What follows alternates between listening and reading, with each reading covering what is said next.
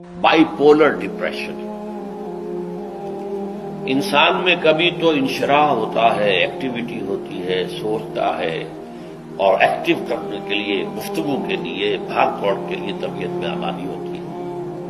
کبھی وہ بجھ سا جاتا ہے، کبھی وہ حرکت کرنے کو جی نہیں چاہتا، پڑا رہے کسی کونے میں، سو جائے. تو یہ بائی پولر معاملہ کہلاتا ہے، یہ ویو چلتی ہے. اچھا، یہ ہے ہر انسان میں،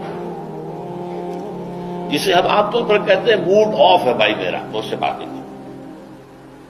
تو یہ موڈ کا آف ہو جانا، آن ہو جانا، یہ عام آدمی میں بھی ہوتا ہے. لیکن جو